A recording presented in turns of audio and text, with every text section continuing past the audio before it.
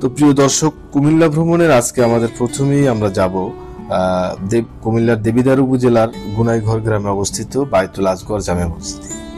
এই মসজিদটিতে আমরা প্রথমেই যেতে চাই, কারণ এটা প্রথম দিকে পড়বে এবং একটি দৃষ্টিনন্দন মসজিদ।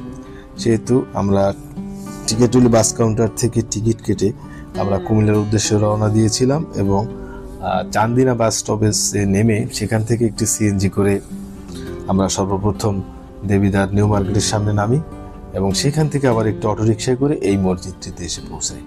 এই মসজিদটির নাম হচ্ছে বাইতুল আজগর জামে মসজিদ এবং এই মসজিদটি 2002 সালে এখানকার যে স্থানীয় সংসদ সদস্য তিনি এই মসজিদটির নির্মাণ কাজ শুরু করেছিলেন এবং 2005 সালে এই মসজিদের নির্মাণ কাজ শেষ হয় এবং মসজিদটি উদ্বোধন করেছিলেন তৎকালীন সময়ের সরকারের সাবেক স্বাস্থ্যমন্ত্রী ডক্টর খন্দকার মোশাররফ হোসেন। এই মসজিদটির সম্পর্কে আমি কিছু তথ্য আপনাদেরকে যতটুকু আমি জানি জানাতে চেষ্টা করব। সেটি হচ্ছে, এই মসজিদটি কিন্তু একটি ব্যতিক্রমধর্মী নান্দনিক স্থাপত্যের নিদর্শন এবং যা মুঘল, তুর্কি ও পারস্য সংস্কৃতির যে স্থাপত্য রীতি রয়েছে তার সংমিশ্রণে নির্মিত এই মসজিদটি। তো মসজিদটির ভিতরে এখন আমরা প্রবেশ করব।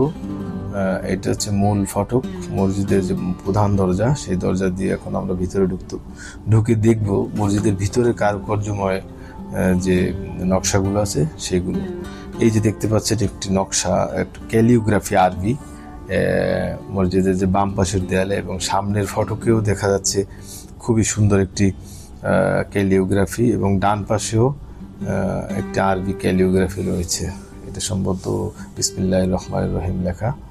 এবার আমরা মূল মসজিদের ভিতরে ঢুকলাম। একেবারে যে মেহরাব দেখা যাচ্ছে এবং উপরের দিকে যদি আপনাদেরকে দেখাই, দেখেন এখানে যে 5টি গম্বুজ রয়েছে, 5টি গম্বুজের মধ্যে এটি হচ্ছে সবচেয়ে বড় গম্বুজ এবং আরো ছোট ছোট 4টি গম্বুজ রয়েছে এবং এই বড় গম্বুজটার গায়ের এই যে দেয়ালের গায়ে লেখা রয়েছে আরবিতে আয়াতুল কুরসি। সম্ভবত এটা সূরা বাকারার একটা খুবই পপুলার একটা আয়াত এবং এই দিকটার দেওয়ালেও দেখেন একটা আরবি ক্যালিওগ্রাফি রয়েছে, নিচের দিকে সেটার অনুবাদ রয়েছে। তারপরে এইখানে দেখেন ওয়াও, আরও একটি সুন্দর ক্যালিওগ্রাফি, মোহাম্মদ সাল্লাল্লাহু আলাইহি সাল্লাম, আল্লাহ, এসব লেখা রয়েছে। তারপরে দেখেন এই যে দেওয়ালটায় এখানেও খুব সুন্দর একটা ক্যালিওগ্রাফি রয়েছে এবং দুই পাশ দিয়ে সেই লতা পাতার নকশা, আল্লাহু লেখা রয়েছে, মোহাম্মদুর রাসূলুল্লাহ লেখা রয়েছে এবং এই যে বুক সেলফগুলো দেখেন সেখানেও কিন্তু খুবই সুন্দর নকশা করা ক্যালিওগ্রাফি করা রয়েছে এবং এই যে ফুলের কাজগুলো কত সুন্দর।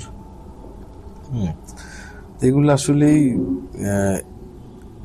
দেখার মতো একটা জায়গা, যে ধর্মীয় ভাব গাম্ভীর্য তৈরি হয় মানুষের মনের ভিতরে।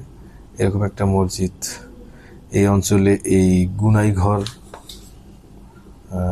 ইউনিয়নে এই যে মসজিদটি করেছে আসলেই প্রশংসার দাবিদার। আপনারা হয়তো জানেন মসজিদটি সম্পর্কে, আরও তথ্য গুগলে বা অনলাইনে সার্চ করলেও পেয়ে যাবেন এটার সম্পর্কে আরও খুঁটিনাটি। তো আমি যেহেতু এখানে আগেই ভেবে রেখেছিলাম যে প্রথমে আমি গুনাইঘর গ্রামের এই মসজিদটি দেখে তারপরে অন্য অন্য স্পটগুলো ভিজিট করব। তো তার জন্য আমি এখানে প্রথমে এসেছি, যেহেতু প্রথমেই পড়বে, তা না হলে আবার কুমিল্লায় যদি পৌঁছে যেতাম তাহলে আবার উল্টো দিক থেকে আমার এখানে আসতে হতো।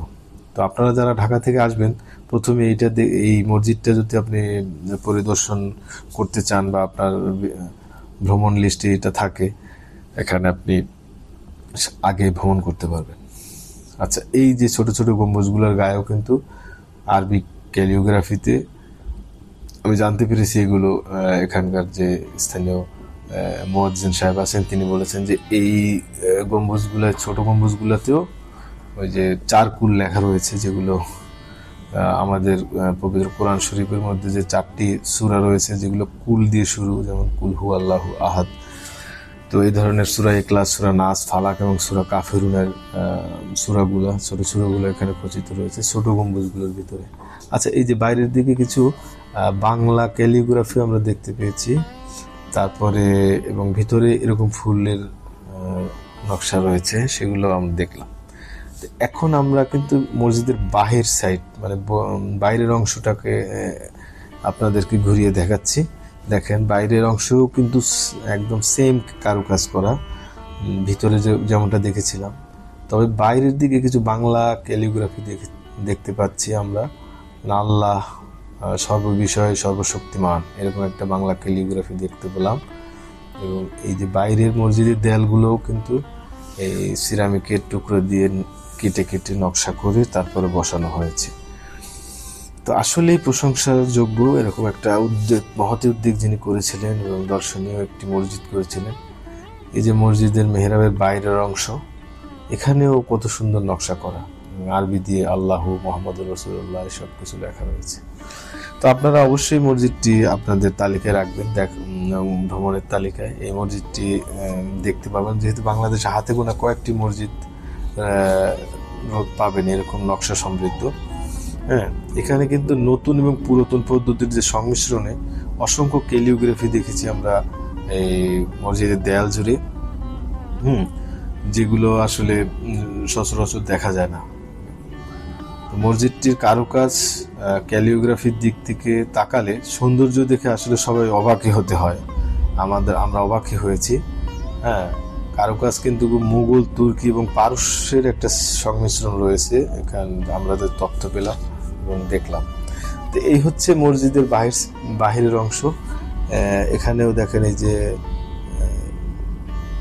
সূরা রহমানের আয়াত রয়েছে যে তোমরা তার কি অবদান অস্বীকার করবে, এরকম গুরুত্বপূর্ণ পপুলার আয়াত ক্যালিগ্রাফির মাধ্যমে ফুটিয়ে তোলা হয়েছে, যাতে মানুষের মনের মধ্যে সৃষ্টিকর্তার প্রতি আনুগত্য প্রদর্শন আরো সবসময় জেগে থাকে। তো আপনারা নিশ্চয়ই এই সমস্ত কুমিল্লার যে ঐতিহ্যবাহী জায়গা, নিদর্শন, সৌন্দর্য, স্থাপত্য, এগুলো দেখতে হলে যারা এইসব নিয়ে আগ্রহ আছে তারাও আসতে পারবেন, এখানে এসে এগুলো সম্পর্কে জানতে পারবেন। এই যে এখানে আরো ফুল গাছের নকশা রয়েছে।